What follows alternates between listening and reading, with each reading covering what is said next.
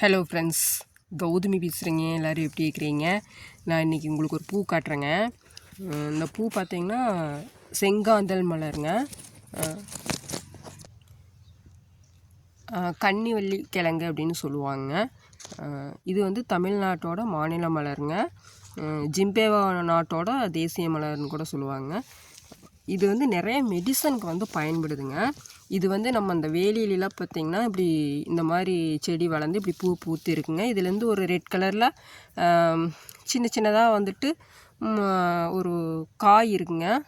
அதுதான் அந்த காயை வந்து குண்டுமணியாட்டு இருக்குங்க. அதை எடுத்து தான் வந்துட்டு சேல் பண்ணுவாங்க. இப்போ இதெல்லாம் என்ன பண்ணுறாங்க அப்படின்னாங்க, நம்மளே தனியாக வந்து விவசாயமாட்டு பண்ணுறாங்க. அது என்ன காரணம் அப்படின்னாங்க, அது அந்த விதை வந்துட்டு கிலோ வந்து 3000 ரூபாய்க்கு கிட்டத்தட்ட விற்கிதுங்க.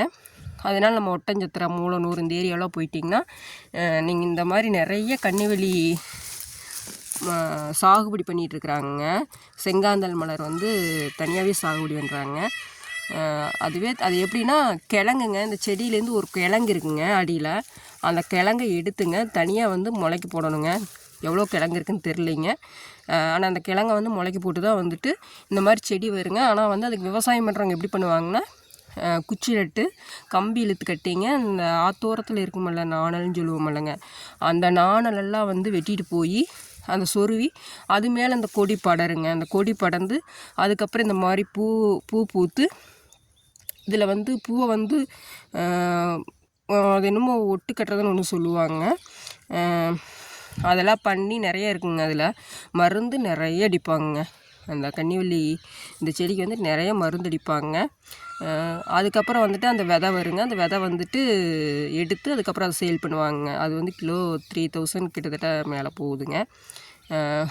இது கொண்டு சொல்லுவாங்க, கார்த்திகை கண் கண்டு கண்வெளிக்கும் செங்காந்தல்னு சொல்லுவாங்க. கார்த்திகை மாதம் தான் வந்துட்டு இந்த செடி வந்து நல்லா வளர்ந்து வந்து அதுக்கப்புறம் காய் தைப்பொங்கல் அந்த சமயத்தில் வந்து அந்த இதோட காயெல்லாம் வந்து எடுக்க ஆரம்பிச்சிருவாங்க. காய் இல்லைங்க, அது விதை. அந்த சின்ன சின்னதாக குண்டுமணியாட்ட ரெட் கலரில் இருக்குங்க. ரெட்டும் பிளாக்கும் கலந்த மாதிரி எவ்வளோ அழகாக இருக்குங்க. இப்போ தமிழ்நாட்டோட மாநில மலருங்க. நம்ம வேலியில் இந்த மாதிரி எங்கேயாச்சும் ஒரு பக்கம் இந்த மாதிரி பூவெல்லாம் பார்க்கலாங்க. முதலெல்லாம் வந்து இதை பறித்து இந்த கிழங்கை கொண்டு போய் சேல் பண்ணுவாங்க. கிழங்கே வந்து 400 500 இப்போ அதுக்கு மேலேயே போகுங்க. Okay friends, thank you.